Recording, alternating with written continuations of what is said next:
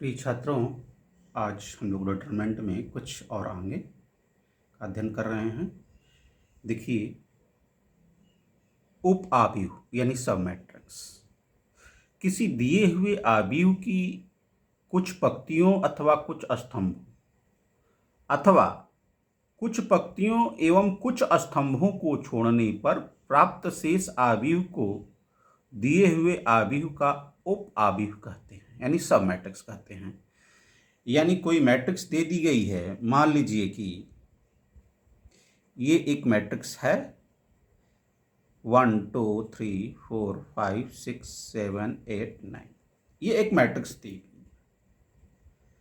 तो जो सब मैट्रिक्स की डिफिनीशन में है कि कुछ पंक्तियों अथवा कुछ स्तंभों या कुछ पंक्तियों एवं कुछ स्तंभों को छोड़ने पर प्राप्त होता है, जो शेष प्राप्त होता है वो उस दिए हुए आव्यूह का उप आव्यूह कहलाता है। जैसे कि मान लीजिए कि इसमें से R1 को छोड़ देंगे तो जो प्राप्त होगा 4 5 6 7 8 9, ये एक सब मैट्रिक्स होगा। या ये कहा जाए कि 7 ये भी एक इसका सब मैट्रिक्स है। या ये कहा जाए एग्जाम्पल दैट कि 5 6 8 9 ये भी इसका सब मैट्रिक्स है। कोई भी यानी कुछ पंक्तियों या कुछ स्तंभों या कुछ पंक्तियों एवं कुछ स्तंभों को छोड़ने पर प्राप्त शेष आव्यूह दिए हुए आव्यूह का उप सारणी कहलाता है। ठीक।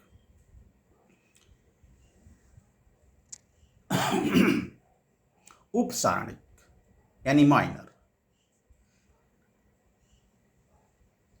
किसी वर्ग आव्यूह के किसी अवयव से होकर जाने वाली पंक्तियों एवं स्तंभ को छोड़ने पर प्राप्त वर्ग आव्यूह का सारणिक उस अवयव का उपसारणिक कहलाता है।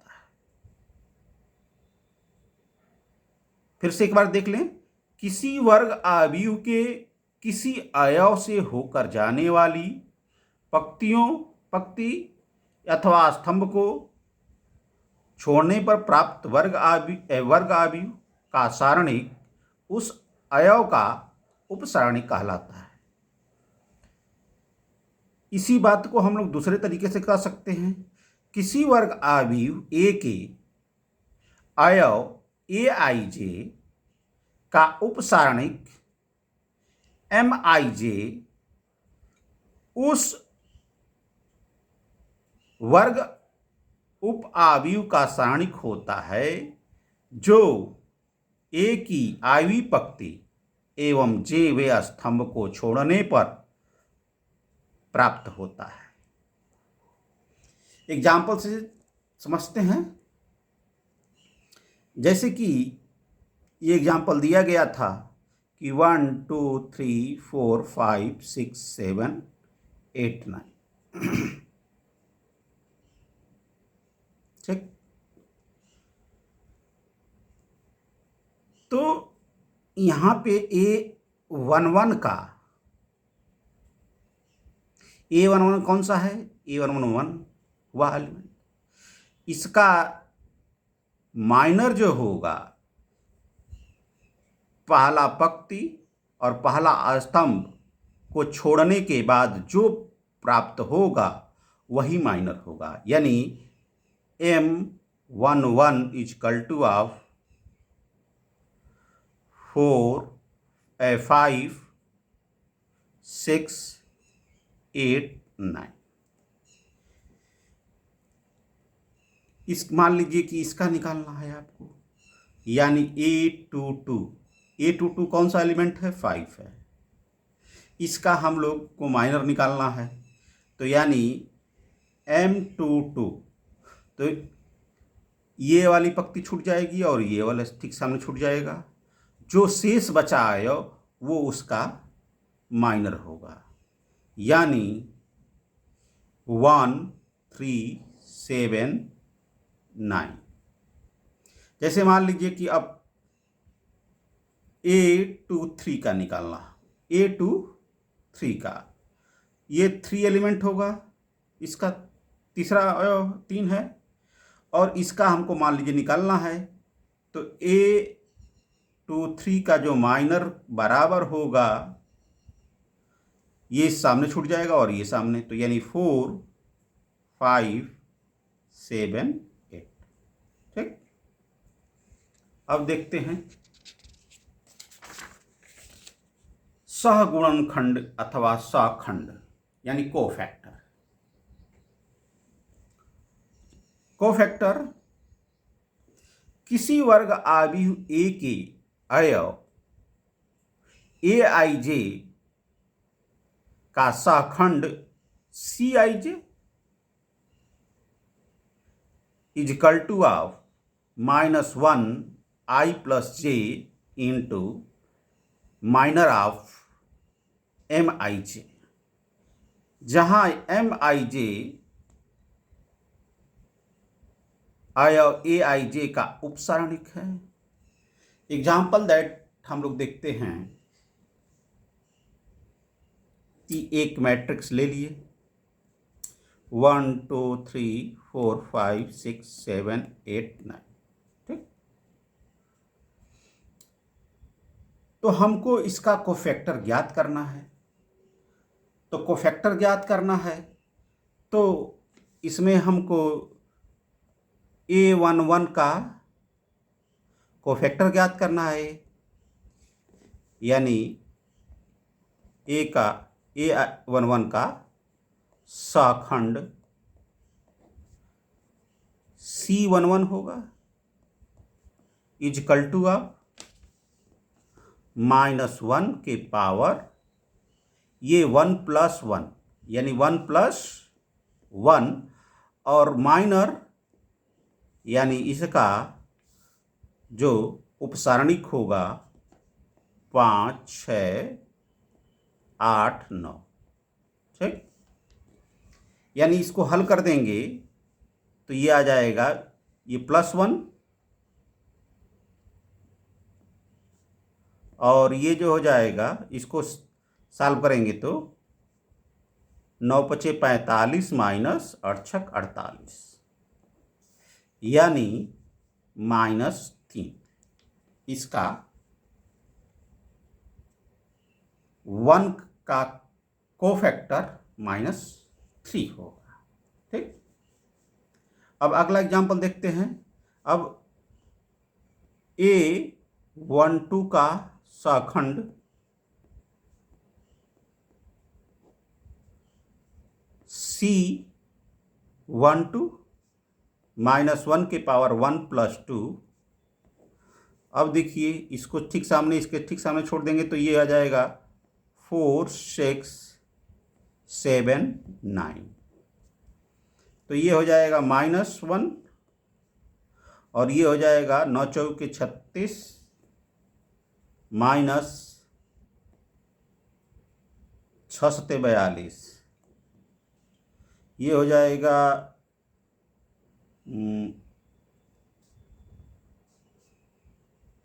-1 × -6 यानी 6। अब अगला देखते हैं A13 का सहखंड C13 -1 के पावर 1 + 3। ये हो जाएगा 4 5 7 8। तो ये हो जाएगा +1 इजकल टू +1 और ये हो जाएगा 8 × 4 = 32 -35 यानी -3। ठीक, इसी तरह से A21 का सखंड C21 -1 की पावर 2 + 1, और इसका जो हो जाएगा ये कि 2389, तो ये हो जाएगा -1, और ये हो जाएगा 8 9 दूना के 18 -8 लिखे 24, यानी ये माइनस और ये भी -6 है, तो ये +6 हो गया। ठीक, इस तरह से हम लोग कोफैक्टर को ज्ञात करेंगे। ठीक, अब यहां देखना है हमको कि वर्ग आव्यूह का सखंडज adjoint of A square matrix. तो किसी वर्ग आव्यूह ए के अवयवों के संगत सहगुणनखंडों से निर्मित आव्यूह का परिवर्तित आव्यूह ए का खंडज कहलाता है, जिसे एडजॉइंट ऑफ ए से प्रदर्शित किया जाता है। यानी यदि A equal to of AIJ एक वर्गाव्यूह है, तो adjoint of A equal to of cofactor का होल ट्रांसपोज, यानी CIJ का होल ट्रांसपोज, जहां CIJ जो होता है उस आव्यूह का कोफैक्टर होता है।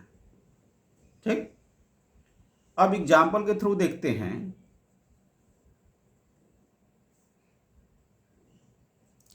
ये 1 2 3 4 5 6 7 8 9 ये एक मैट्रिक्स है। अब इसका हमको एडजॉइंट ज्ञात करना है, एडजॉइंट ऑफ ए ज्ञात करना है। तो सबसे पहले इसका कोफैक्टर ज्ञात करते हैं। अब कोफैक्टर प्रत्येक एलिमेंट का निकालते हैं। ठीक, तो यहाँ पे बारी बारी से सभी का हम लोग निकालेंगे। A11 का कोफैक्टर सखंड C11 अभी निकाले थे हम लोग, आया था -3।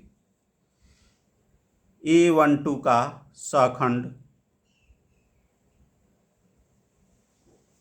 C12 इजकल टू ऑफ आया था 6, और A13 का सखंड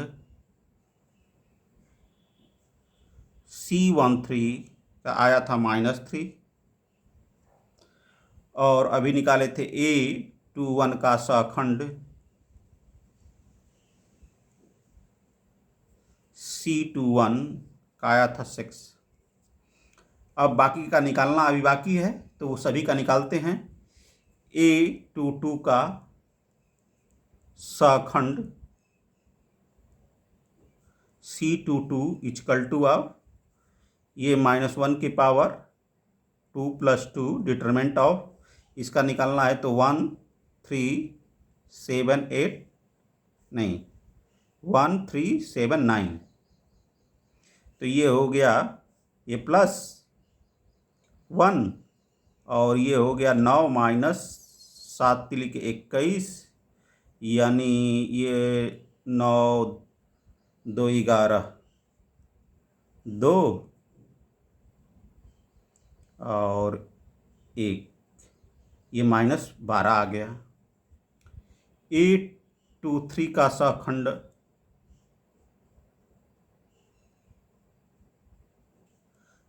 A23 का इजकल टू ऑफ -1 की पावर 2 + 3,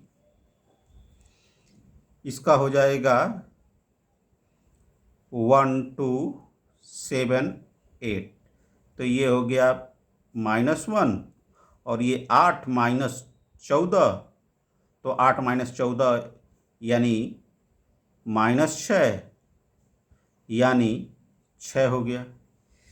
A31 का सखंड C31 इजकल टू आप -1 के पावर 3 + 1 डिटरमिनेंट ऑफ C31 यानी 2 3 5 6, ये हो गया +1 और ये हो गया 12 - 15 यानी -3। इसी तरह से A32 का शाखंड C32 इजकल टू आप -1 के पावर 3 + 2 डिटरमिनेंट ऑफ, ये हो जाएगा 1 3 4 6, ये -1 और ये हो गया 6 - 12, 6 - 12 तो ये हो जाएगा +6। फिर A33 का शाखंड